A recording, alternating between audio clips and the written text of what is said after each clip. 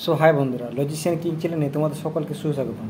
তো আমরা গত ভিডিও দেখেছিলাম কোষে দেখি 2.3 যে অঙ্কগুলি রয়েছে এই 1 থেকে আমরা 10 পর্যন্ত দেখেছিলাম। আজ 11, 12, 13, 14 এই অঙ্কগুলি দেখব। তো চলো ভিডিওটি না দেরি করে ভিডিওটি শুরু করা যাক।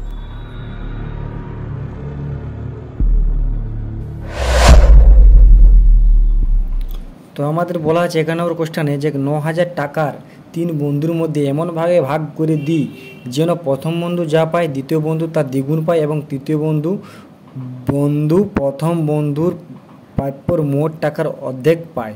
কে কত টাকা পায় হিসাব করি। তাহলে আমাদের এখানে প্রথমে সংক্ষিপ্ত আকারে কিছু মান দেওয়া আছে। বলা হয়েছে যে প্রথম বন্ধু যা পায়, মানে প্রথম বন্ধু 1 টাকা পেয়েছে ধরেছে, দ্বিতীয় বন্ধু 2 টাকা পেয়েছে, তৃতীয় বন্ধু ওই 1 আর 2 এর যোগ করে অর্ধেক করেছে, মানে 3/2 করেছে। এবারে লেখা আছে যে প্রথম বন্ধুর প্রাপ্যের টাকা মানে 1, দ্বিতীয় বন্ধুর প্রাপ্যের টাকা 2, তৃতীয় বন্ধুর প্রাপ্যের টাকা মানে 3/2 করেছে। এরপরে এই 3 টাকা আমাদের যোগ করেছে, যোগ করে ভগ্নাংশের যোগ করে এই আকারে নিয়ে আসছে। এরপরে আমরা লিখব বন্ধুর আনুপাতিক ভাগাহার। প্রথম বন্ধুর প্রাপ্যের টাকার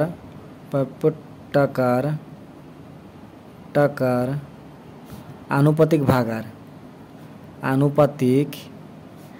ভাগহার সমান কত? 2। আচ্ছা 2 বাই কত? 3টা যোগফল মানে কত? 9। আচ্ছা দ্বিতীয়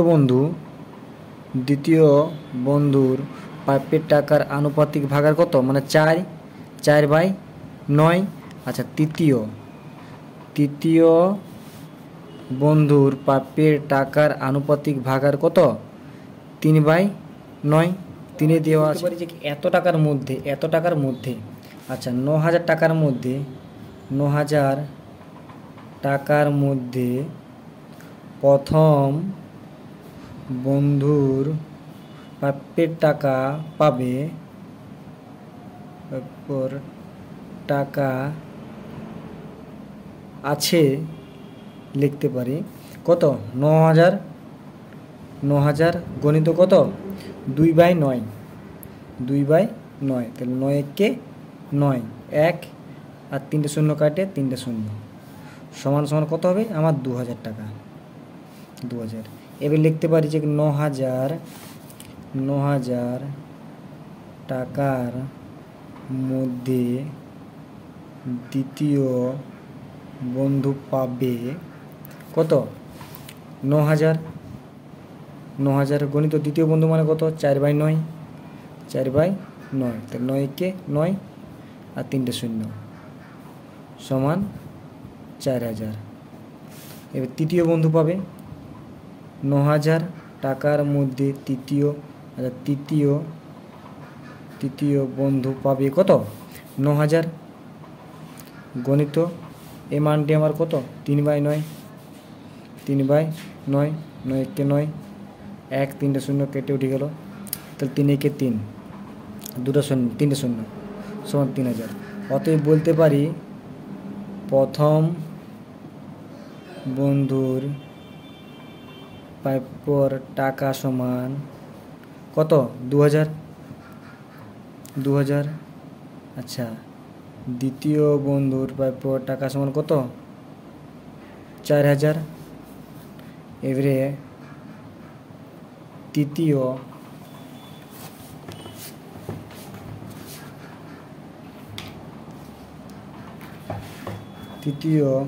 বন্ধুর প্রাপ্যের টাকা সমান কত?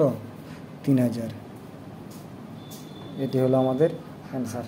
এবারে বলা হয়েছে 12 নম্বর কি বলা হয়েছে? বলছে আমাদের গ্রামে রাস্তা তৈরি করার জন্য পরপর 4 বছরের খরচের অনুপাত এত মানে 2:4:3:2 হয় এবং ওই 4 বছরে যদি এত লাখ টাকা খরচ হয় মানে 132 লাখ টাকা যদি খরচ হয়, তবে হিসাব করে দেখি যে দ্বিতীয় বছর কত টাকা খরচ হয়েছে, প্রথম ও তৃতীয় বছরের মোট কত টাকা খরচ হবে হিসাব করে লিখি। তাহলে আমাদের এই 3টার প্রথমে আনুপাতিক ভাগাহার বার করতে হবে। তো আমরা লিখতে পারি যে প্রথম বছরের আনুপাতিক আনুপাতিক ভাগহার সমান কত? 2 প্রথম বছর, 2 বাই কত মানে 4টার যোগফল, 4 2 6 3 9 10 11 মানে 11, 2 বাই 11।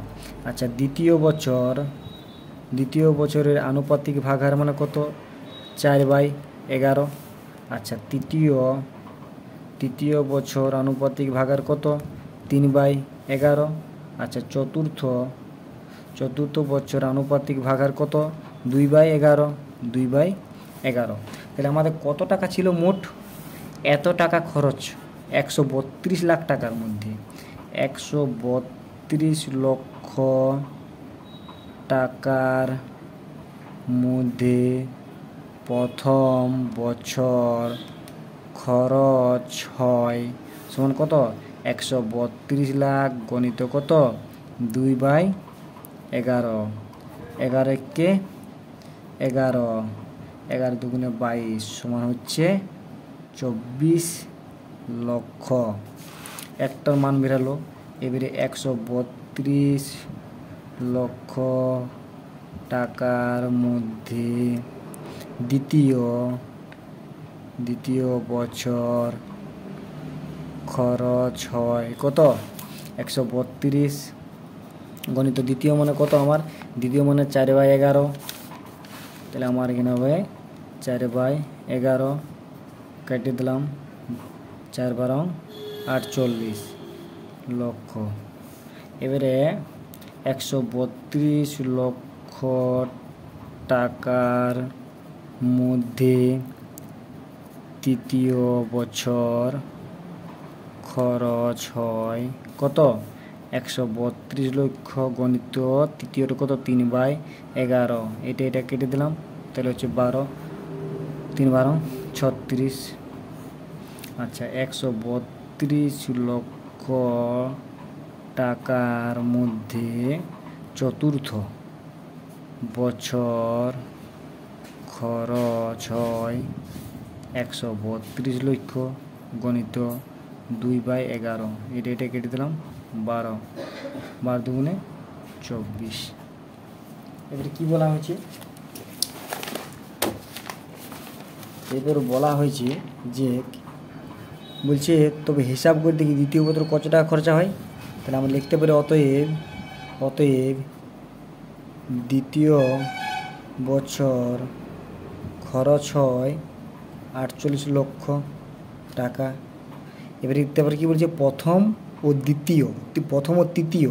তাহলে প্রথম কত আমাদের? প্রথম আমাদের বের হয়েছে 24 যুক্ত তৃতীয় মানে কোনটা? মানে এর 36। তৃতীয় মানে 36, এটা যোগ করব। যোগ করে কত হবে? 6 4 10 0, হাতে রইল 1 3 2 5 1 60 লক্ষ। তাহলে মোট 60 লক্ষ টাকা খরচ হয় কিসে? প্রথম ও তৃতীয় বছরে। এরপর বলা হয়েছে যে বিনয়বাবু তার অবসর গ্রহণের সময়কালীন এত টাকা পেলেন। তিনি এত টাকা বিদ্যালয় গ্রন্থাগারে দান করে দিলেন এবং বাকি টাকা তিনি তার স্ত্রী পুত্র কন্যার মধ্যে এত অনুপাতে ভাগ করে দিলেন। হিসাব করে দেখি যে তিনি কাকে কত টাকা দিয়েছেন। তাহলে আমাদের মোট টাকা কত ছিল বিনয়বাবু? যে বিনয়বাবুর মোট টাকা কত? 1,9,6,1,5,0,1,217,000 অযুত লক্ষ 1,96,150 টাকা। এবং তিনি দান করলেন কত টাকা বিদ্যালয়ে দান করেছেন? 1,217,000 অযুত 20,000 টাকা। 20,000 টাকা। তাহলে মোট তার কাছে রইল, মোট টাকা আছে বিনয় বাবুর কাছে কত? 1,96,150 আর কত? 1 2 3 4 20,000 টাকা মাইনাস 5 0 5 1 6 7 1 এত টাকা তার কাছে আছে। তিনি কি বলছেন, বলছে এত অনুপাত এত অনুপাত এত, ভাগ করে দিলেন। তাহলে স্ত্রীর আনুপাতিক ভাগহার কত? 5 বাই কত? 9 9 10 11 12 13। আচ্ছা, পুত্রর আনুপাতিক ভাগহার কত? 4 বাই 13। এবং কন্যার আনুপাতিক ভাগহার কত? 4 বাই 13। মানে আমাদের এখানে পুত্র এবং স্ত্রীর যদি মানটি বের করা হয় তাহলে আমাদের কন্যার মানটি বার হয়ে যাবে। তো আমরা ওই দুটো মানেই বার করব। তাহলে লিখব যে 1,76,150 টাকার মধ্যে স্ত্রী পান কত? 1,76,150 গণিত 5 বাই 13। এটা হচ্ছে আমাদের। এবার 13 দিয়ে ডাইরেক্ট কাটবো এটাকে আমরা। 13 কে 13, 13 দুগুণে 26, 13 কে 13 হচ্ছে 13,550। এটা আমাদের হয় সমান সমান কত হবে? 6,7,7,5,0। এত টাকা তার স্ত্রীকে দেন। আচ্ছা, এবারে আমরা কি করব? এবারে কন্যারটা বের করবো কিংবা পুত্রটা বের করবো, যে কোনো একটা বের করলে মানটা বার হয়ে যাবে। তাহলে আমরা লিখতে পারি এখানে যে 1,76,150 টাকার মধ্যে পুত্রকে দেন কত? 1,76,150 গণিত পুত্র কত? পুত্র বটে 4 বাই 13। 13 দিয়ে কাটি দিচ্ছি এখানে 1 3 5 5 0। এটা কাটাকাটি হয় সমান কত হবে? 0 4 5 20 0 হাতে রইল 2, 4 5 20 0 হাতে রইল 2, 22 22 2 হাতে রইল 2, 3 4 12 12 12 2 14 হাতে রইল 1, 4 1 4 1 5। এই টাকাটা আমাদের হয়। এত টাকা দিয়েছেন পুত্রকে এবং কন্যাকে, আর এত টাকা দেন স্ত্রীকে। স্ত্রী পান অতএব কত? 6,7,7,5,0। আচ্ছা, পুত্র পান কত? 5,4,2,0,0। আর কন্যা পান কত? 5,4,2,0,0। কারণ কন্যার মান বের করলে পুত্রের মান বার হয়ে যায়, পুত্রের মান বার হলে কন্যার মান বার হয়ে যায়। অমিনুর চাচা তার 35 কাঠা জমিতে এত বেগুন ও পটল চাষ করেন।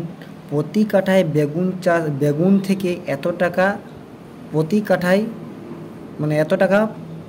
প্রতি কাঠায় এত টাকা লাভ করেন। তারপরে কি বলা হয়েছে?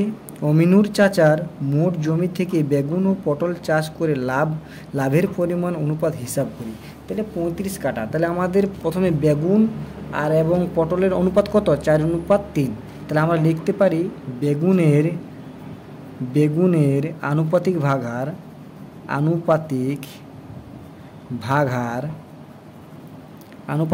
কত? 4 বটে বেগুন, যেহেতু বেগুনের মানটা প্রথম দিয়ে হচ্ছে 4 বাই কত হবে? 7।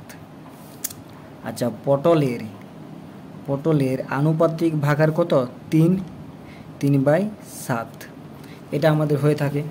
এবার বলছে প্রতি কাঠায় বেগুন থেকে এত টাকা লাভ করেন। আচ্ছা, তাহলে 35 কাঠা থেকে 35 কাঠা জমিতে বেগুন চাষ করেন সমান কত হবে? 35 গণিত কত? 4 বাই 7, 5 7 35, 5 সমান হচ্ছে 20। এবং 35 কাঠা জমিতে পটল চাষ করেন সমান কত হবে? 35 গণিত 3 বাই 7 সমান 5, সমান 3 5 15 বিঘা। এত বিঘা চাষ করেছেন 35 কাঠার মধ্যে। তাহলে এবারে কী বলেছে যে প্রতি কাঠায় বেগুন চাষ কত বলেছে? 150 টাকা লাভ হয়েছে। এবং 125 টাকা প্রত্যেকটি মানে পটল বিকে লাভ করেছেন। তাহলে আমরা লিখতে পারি যে বেগুন বিকে লাভ করেন, বেগুন বিক্রি করে লাভ করেন সমান কত, 150 টাকা প্রত্যেকটাতে লাভ হয়েছে, গণিত ক বিঘা, 20 বিঘা সমান কত হবে 0 0। আচ্ছা 5 দুগুণে 10, 0 হাতের উঠলো 1, 2 কে 2 রেখে 3, এত টাকা। এবারে অতএব পটল বিক্রি করে লাভ করেন কত, 125 গণিত কত 15 সমান 1875, এত টাকা লাভ করেন।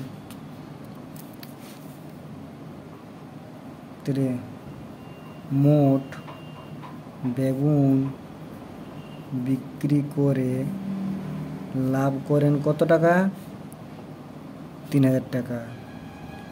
পটল বিক্রি করে লাভ করেন 1875 টাকা। এরপরে কী হবে, বেগুন ও পটলের নতুন অনুপাত কত, একটা আছে 3000 অনুপাত 1875, এটা হয়। এবারে একে কাটাকাটি করব, কাটাকাটি করলে কি হয়, 2 দিয়ে কাটছি